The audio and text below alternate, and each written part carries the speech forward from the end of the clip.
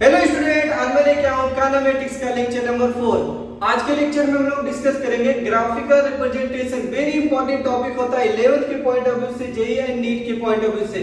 तो आप लोग भी पेन एंड पेपर निकाल लीजिए और मेरे साथ नोट करते रहिए बेटा। हेडिंग लिखेंगे graphical representation, very important topic है बेटा। तो यहाँ पे लिखोगे ग्राफ, ओनली मैंने लिख दिया यहाँ पे ग्राफ्स। अब पहला ग्राफ हम लोग सीखेंगे बेटा डिस्प्लेसमेंट वर्सेस टाइम ग्राफ। क्या लिखोगे? Displacement versus time graph. देखो, डिस्प्लेसमेंट वर्सेस टाइम ग्राफ, ये हम लोगों ने हेडिंग लिखा, displacement versus time graph. Graph हम लोग को बात करना। देखो, प्रीवियस लेक्चर में मैं आपको सिखाया था कि डिस्प्लेसमेंट और डिस्टेंस क्या होता है, स्पीड वेलोसिटी क्या होती है, एक्सेलरेशन क्या होता है, एवरेज स्पीड क्या होती है। ऐसे बहुत सारे टॉपिक मैं प्रीवियस लेक्चर में आपको सिखा चुका हूं बेटा। अब नेक्स्ट जो हम लोग का टॉपिक आया, ये आया क्या चीज? Displacement versus time graph. बहुत सारे बच्चों को बहुत सारी कंफ्यूजन होती है इससे रिलेटेड, मैं आपको क्लियर करूंगा बेटा आज के लेक्चर में, ठीक है? तो वीडियो में लास्ट तक बने रहिएगा बेटा। अगर आपने वीडियो को सब्सक्राइब नहीं किया तो सब्सक्राइब कर लीजिए और अपने दोस्तों के साथ शेयर जरूर कर लीजिए बेटा। तो हेडिंग लिख लो, प्यार से लिख लो, अच्छे से लिख लो, displacement versus time graph. Okay, देखो, तो जब भी ये चीज पहले हम लोग लिखते हैं वाई एक्सिस पे प्लॉट करेंगे। क्या करेंगे? वाई एक्सिस पे ऐसा किया और इधर हमने प्लॉट कर लिया टाइम। देखो, एक्स एक्सिस पे टाइम को रखना, इधर वाले को टाइम इधर रखेंगे और इधर वाले को वाई एक्सिस पे। तो इधर हम लोगों ने लिख दिया बेटा डिस्प्लेसमेंट।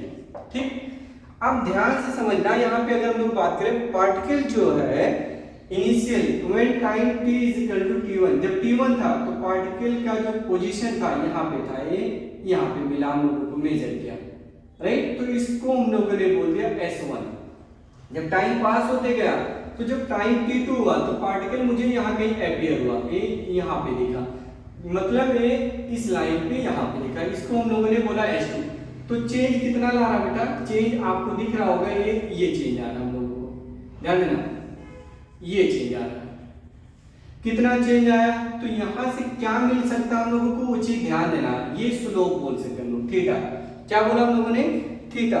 तो देखो, डिस्प्लेसमेंट वर्सेस टाइम ग्राफ में अगर हम स्लोप निकालते हैं, क्या निकालते हैं बेटा? स्लोप। तो देखो, ये चीज हम लोग बोल सकते हैं सर t2 माइनस t1, और ये कितना मिलेगा? ये मिलेगा s2 माइनस s1। ये सिर्फ इतना। देखो, यहां से लेकर के ये s1 है और यहां से लेकर के ये s2 है, तो ये गैप कितना मिलेगा? s2 माइनस s1, जो कि इसके पैरेलल है। तो नाम दे सकते हो a b c d, ऐसा कोई मतलब नहीं, पर दे दो आप, ठीक है? तो अगर हम वेलोसिटी वर्सेस मतलब डिस्प्लेसमेंट वर्सेस टाइम ग्राफ में स्लोप फाइंड करते हैं तो स्लोप क्या मिलेगा, वो चीज आपको ध्यान देना है। यानी slope of a b o, तो आप लिखोगे slope of a o b। Slope के लिए हमेशा याद रखना tan थीटा लिखा जाएगा। तो tan थीटा कब कब यूज करते हैं? जब स्लोप पूछेगा, ग्रेडियंट पूछेगा, टेंजेंट पूछेगा, डायरेक्शन पूछेगा, हर एक केस में आपको यूज करना है tan थीटा। क्या यूज करोगे? tan थीटा यूज करोगे। तो यहाँ पे मुझे बताओ बेटा, tan थीटा मालूम है ना?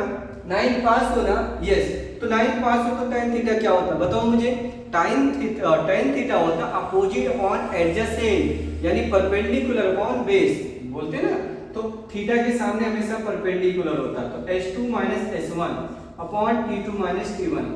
वेक्टर लगाना लगा सकते हो, राइट? बट आप मुझे बताओ, ये तो चेंज इन डिस्प्लेसमेंट आ रहा, अपॉन क्या मिला? टाइम। तो change in displacement per unit time is called velocity. अब देखो, निकाला तो स्लोप और मिला क्या? वेलोसिटी। तो ये चीज आपको याद रखना है बेटा, slope between displacement versus time graph या chord of tangent, displacement versus time graph gives velocity. क्या देता है बेटा? वेलोसिटी। मतलब निकाला आपने tan थीटा, यही tan थीटा आपका हो जाएगा वेलोसिटी। ये चीज आपको कॉन्सेप्ट आपको आना चाहिए। जब भी क्वेश्चन में ग्राफ दिया रहेगा डिस्प्लेसमेंट वर्सेस टाइम ग्राफ, आपसे वेलोसिटी पूछेगा तो स्लोप निकाल लो, आंसर आ जाएगा। तो अगर लिखना तो लिख सकते हो बेटा, द कॉर्ड ऑफ, कॉर्ड मतलब वही tangent, the chord of tangent displacement versus time graph give us क्या देगा बेटा? वेलोसिटी। ये चीज आप नोट करके रख लो अच्छे से। पहला पॉइंट यही हम लोगों ने लिखा। अब देखो, ग्राफ और केसेस में बनाते हैं हम लोग। इसमें अगर मान लीजिए वेलोसिटी कांस्टेंट है तो दूसरा हम लोगों ने बोल दिया वेलोसिटी कांस्टेंट है। ये देखो, ऐसा इधर आपने प्लॉट कर लिया टाइम और इधर प्लॉट कर लिया डिस्प्लेसमेंट। देखो, मान लीजिए पार्टिकल ऐसे जा रहा है, मतलब डिस्प्लेसमेंट में कोई चेंज नहीं हो रही। जब वेलोसिटी डिस्प्लेसमेंट में चेंज नहीं हो रही तो आप क्या बोलोगे कि इसकी जो वेलोसिटी है, वेलोसिटी क्या रहेगी, कांस्टेंट। तो इसमें याद रखना v क्या लिखोगे, constant. No change in displacement मतलब स्लोप जीरो आ रहा है ना भाई, देखो स्लोप जीरो आएगा, कहीं भी ले लो t1 t2 ले लो तो चेंज इन डिस्प्लेसमेंट जीरो आ रहा है। तो चेंज इन डिस्प्लेसमेंट जब जीरो तो वेलोसिटी भी जीरो हो गया, इसका मतलब वेलोसिटी उसकी कांस्टेंट है। क्या बेटा, कांस्टेंट। क्लियर है। अब देखो ये दूसरा कर्व हो गया, ऐसे तीसरा कर्व, बहुत सारा कर्व बना सकते हो लेकिन ज्यादा आपको नहीं समझना यहाँ पे। मान लो ऐसा है, इधर डिस्प्लेसमेंट है और इधर टाइम, ऐसे दो कर्व बना, एक ऐसे बना और एक ऐसे बना, इसको ए बोल दिया, इसे बी बोला। अब देखो ये θ1 है और ये θ2 है। मैं क्वेश्चन पूछूं किसकी वेलोसिटी ज्यादा है, ए पार्टिकल की या बी पार्टिकल की, किसका स्लोप ज्यादा दिख रहा है। आपको पता है जब एंगल 0 से 90 की तरफ जाते हैं तो tan थीटा की वैल्यू बढ़ती है, तो tan थीटा ही तो अपना क्या होता है, वेलोसिटी होता है। तो वेलोसिटी ऑफ बी, यहाँ पे आप बोल सकते हो velocity of B greater than velocity of A, ये चीज याद रखना चाहिए। क्लियर है। तो velocity of B greater than velocity of A, ये पॉइंट आपको क्लियर होना चाहिए बेटा। क्लियर है, ओके।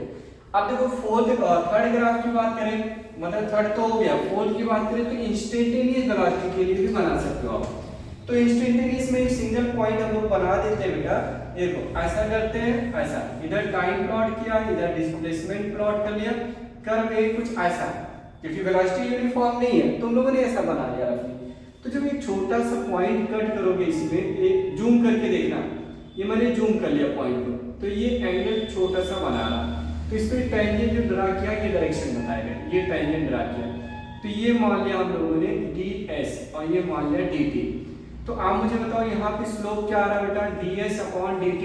तो ये हो गया इंस्टेंटेनियस वेलोसिटी, ds/dt इंस्टेंटेनियस। तो ये फोर्थ ग्राफ याद रखना। फिफ्थ की बात करें तो कभी कभी ग्राफ आप लोग ये भी देखते होंगे, इधर टाइम है और इधर डिस्प्लेसमेंट है, मान लो ये ऐसा कर्व है, मतलब ये एंगल मोर देन 180 है, एंगल क्या मोर देन 180। इसका मतलब वेलोसिटी जो आ रही है, ठीक है, स्लोप निगेटिव आ रही है ना भाई। देखो जब tan थीटा मोर देन 90 होता है तो स्लोप निगेटिव होता है, इसका मतलब जो वेलोसिटी आएगी वो कैसा आएगा, वेलोसिटी निगेटिव वेलोसिटी आएगा। तो ये 5 कर्व याद रखना, और भी कर्व हम बना सकते हैं डिफरेंट केसेस में, बट ये जो 5 मैंने बताया वेरी इंपॉर्टेंट है। क्लियर है, यस। तो ये नोट कर लो। दूसरा लिखोगे आप वेलोसिटी वर्सेस टाइम कर्व। क्या लिखोगे बाबू, वेलोसिटी वर्सेस टाइम कर्व लिखो, और अच्छे से इसको याद ही करते रहो, प्रैक्टिस कर लो, ठीक है ना। देखो लिखोगे velocity versus time curve, velocity versus time curve. देखो यहाँ पे हम लोगों ने लिखा वेलोसिटी, दूसरा हम लोग बात किए बेटा velocity, velocity versus time curve. पहला वही बनाओगे, सिंपल सा स्टेटमेंट, हम लोग का रूल है सिंपल लाइन हाई थी, मालूम है ना। देखो ये बनाया, जब भी टाइम t1 था तो वेलोसिटी मुझे मिला यहाँ पे v1। यू भी लिखते हैं, कोई कोई नहीं लिखेंगे हम लोग, क्यों कॉपी करोगे, ठीक। ए इसको बोल दिया v2, तो देखो चेंज कितना आ रहा है वेलोसिटी में, यही तो चेंज मिल रहा है हम लोग को, थीटा। तो ये टाइम हो गया। अब ये समझ गए हो तो थोड़ा फास्ट भी कर सकते हो, टाइम पास करना कोई मतलब नहीं है।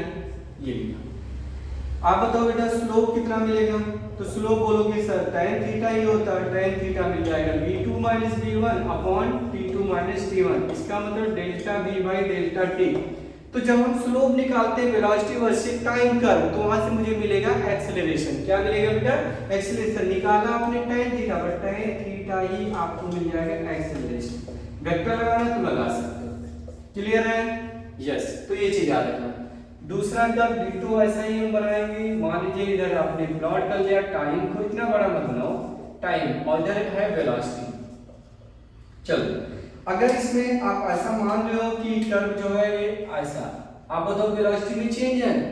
जब वेलोसिटी में चेंज नहीं आ रही तो इसका मतलब एक्सेलरेशन कांस्टेंट है, acceleration zero, no change in velocity, तो एक्सेलरेशन क्या रहेगा, जीरो रहेगा बेटा। क्या रहेगा, जीरो, यानी a इक्वल टू आप जीरो या कांस्टेंट बोल सकते हो। क्लियर है, यस। ये दूसरा। तीसरा अगर हम लोग बात ये कर रहे हैं बेटा, सिंपल वैसा ही बनाते जाओ, फटाफट समझते जाओ, कोई दिक्कत नहीं आनी चाहिए। अब आपने 2 कर्व बनाए, ये और बी। अब बताओ वेलोसिटी सबसे ज्यादा किस में चेंज आ रही है, पहले या दूसरे में? आप बोलोगे बी में आ रहा है, तो इसका एक्सीलरेशन ज्यादा है, इसका एक्सीलरेशन कम है, यानी acceleration of B greater than acceleration of A. ये तीसरा कर्व हो गया। फोर्थ कर्व की बात करें तो इंस्टेंटेनियस वाली स्टोरी इसमें भी दिखा दो, इधर टाइम प्लॉट किया, इधर वेलोसिटी कर्व ऐसा दिखा है। जूम करके देख लो, जब जूम करोगे तो कुछ ऐसा मान लो बना, ये थीटा, तो ये बनेगा db और ये बनेगा dt। ये एंगल बहुत छोटा है, तो यहाँ पे जो tan थीटा आएगा बेटा db/dt, ये आ जाएगा इंस्टेंटेनियस एक्सीलरेशन। क्लियर है ना? तो ये चीज याद रखना बेटा, वो कर्व अगर ऐसे बनाते हो तो निगेटिव एक्सीलरेशन हो जाएगा, ठीक है ना? ये चीज याद रखना। लेकिन एक चीज और नोटिस करिए, हम सब बच्चों को इतना पता है कि वेलोसिटी का डेफिनेशन क्या होता है, change in displacement per unit time. तो आइए एक चीज और काम करते हैं, इसमें बहुत क्वेश्चन आता है, जेई में भी आता है, अपने बोर्ड्स में भी आता है, तो वो चीज क्लियर कर लो फटाफट, ठीक है ना? देखो क्या मालूम है बेटा, अगर हमने प्लॉट कर लिया इधर वेलोसिटी और इधर टाइम, देखो इधर है वेलोसिटी, इधर टाइम। मान लीजिए जब टाइम t1 था तो पार्टिकल यहाँ पे था, जब टाइम हो गया t2 तो पार्टिकल यहाँ मिला। तो देखो अगर हम ऐसे रफली बना रहे हैं, ये ऐसा, ये क्या है? एरिया है। क्या बाबू? एरिया। देखो एरिया से क्या मिलेगा मुझे नहीं पता, बट आपको मैं समझाता हूँ। b इज इक्वल टू क्या होता है, b is equal to ds/dt, तो ds is equal to b into dt। Integrate कर लो बोथ साइड, कहां से? t1 से t2, तो इधर हो गया s is equal to integration t1 से t2, क्या चीज? b into dt। सबको मालूम है, मैंने सिखा चुका हूं कि इंटीग्रेशन का मतलब होता है एरिया। क्या होता है बेटा? एरिया। तो area between velocity versus time graph give अस डिस्टेंस और डिस्प्लेसमेंट। क्या बोला हमने? Area between velocity versus time graph give अस डिस्टेंस और डिस्प्लेसमेंट। तो ये चीज याद रखना, एरिया जो निकाला आपने t1 से t2 किसके बीच? वेलोसिटी एंड dt, यही अपना या तो बनेगा डिस्टेंस बनेगा या डिस्प्लेसमेंट बन जाएगा। तो ये डिस्प्लेसमेंट बनेगा या डिस्टेंस बन जाएगा, ये चीज याद होना चाहिए। तो बच्चा पूछेगा सर हम कैसे मान लें कि डिस्टेंस है डिस्प्लेसमेंट है? सीखेंगे, ये कॉन्सेप्ट याद रखना। क्लियर है ना? यस। अब जैसे उसने पूछा कि डिस्टेंस हम कैसे बोलेंगे, तो अगर वो डिस्टेंस चाहिए तो न्यूमेरिकल वैल्यू ऐड कर लेना टोटल एरिया का, तो a1 plus a2 plus a3 dot dot dot am। अगर इसको मॉड लगा दो तो और अच्छे समझ में आएगा, क्योंकि एरिया नेगेटिव भी तो हो सकता है अगर इस कोऑर्डिनेट में आ गया, किसमें? फोर्थ में, या हो सकता है अपना सेकंड में चला जा रहा है तो एरिया नेगेटिव आ जाएगा। तो नेगेटिव नहीं रखना, सिर्फ अगर पॉजिटिव के साथ सबको ऐड करोगे तो मिल जाएगा डिस्टेंस, लेकिन विद साइन यूज करोगे तो हो जाएगा डिस्प्लेसमेंट। समझ में आया? तो displacement a1 a2 dot dot dot an। तो ऐसे हम लोग को निकालना पड़ेगा बेटा। अगर डिस्टेंस पूछा तो हम लोग विद न्यूमेरिकल वैल्यू एरिया को ऐड कर लेंगे तो डिस्टेंस हो जाएगा, विद साइन यूज करेंगे तो हो जाएगा हम लोग का डिस्प्लेसमेंट। क्लियर है? यस, इसको नोट कर लीजिए। अब नेक्स्ट रीडिंग, जो लास्ट रीडिंग है आज की डेट का, वो है वेलोसिटी वर्सेस टाइम ग्राफ। ये हो गया। अब एक लिखो एक्सीलरेशन वर्सेस टाइम ग्राफ। क्या हेडिंग आएगा? Acceleration versus time graph. देखो हेडिंग हम लोग का एक्सीलरेशन वर्सेस टाइम ग्राफ, ये है हम लोग का एक्सीलरेशन वर्सेस टाइम ग्राफ। कैसे सॉल्व करेंगे आइए देखते हैं। इसमें ज्यादा बहुत हार्ड मत करना, इजी कर देता हूं। देखो इधर टाइम बना लिया, इधर क्या बना? एक्सीलरेशन मान लीजिए। तो यहाँ पे डायरेक्ट आपने मान लिया t1 और यहाँ पे एक्सीलरेशन है a और यहाँ पे टाइम t2, तो एक्सीलरेशन जो भी है तो आप इनके बीच का एरिया निकाल लो। क्या निकालोगे? एरिया। तो एक्सीलरेशन वर्सेस टाइम ग्राफ के बीच एरिया निकालोगे तो एरिया क्या मिलेगा? आपको पता है a इज इक्वल टू होता है change in velocity upon time, तो dv is equal to a into dt। Integrate कर लो तो velocity is equal to t1 से t2, तो ये t1 से t2 मिल जाएगा b dt। तो ये जो हम लोग ये एक्सेलरेशन है, तो एक्सेलरेशन और टाइम के बीच जो एरिया निकालोगे तो एरिया वेलोसिटी हो जाएगा। ये जो एरिया है t1 से t2 a इंटू dt, ये आपका हो जाएगा वेलोसिटी। ये कॉन्सेप्ट आपको आना चाहिए, ठीक है ना। बाकी स्लोप निकालेंगे तो जर्क होता है, जर्क उतना आपको काम नहीं है। जर्क का मतलब क्या होता है? The rate of change in acceleration per unit time is called jerk. तो ये ग्राफिकल रिप्रेजेंटेशन था बेटा, ये आपको अच्छे से क्लियर रखना है। नेक्स्ट लेक्चर में हम लोग बात, आज का लेक्चर बहुत ज्यादा बड़ा नहीं है बट इंपॉर्टेंट बहुत है बेटा, ठीक है ना। और इसके डिफरेंट टाइप हम ग्राफ करेंगे नेक्स्ट लेक्चर में हम लोग करेंगे, जिसमें हम लोग सीखेंगे काइनेमेटिकल इक्वेशन ऑफ मोशन। हम प्रूव करके आपको देंगे कि s equal to ut plus half at square कैसे आता है, graphical method, general method and calculus method. तीनों मेथड मैं आपको सिखाऊंगा, उससे रिलेटेड न्यूमेरिकल्स करा दूंगा। क्लियर है? तो नेक्स्ट वीडियो में आपको बहुत खास सीखने, बहुत सारी चीजें सीखने वाला हूँ, खास होने वाला आपके लिए। तो उसका नोटिफिकेशन पाने के लिए आप चैनल को सब्सक्राइब कर लीजिए और जो रिंग बेल जो दिख रही है उसको आप क्लिक कर लीजिए ताकि नोटिफिकेशन आपको मिल जाए। चलिए मिलते हैं नेक्स्ट वीडियो में। Bye bye. पढ़ाई करते रहे। Best of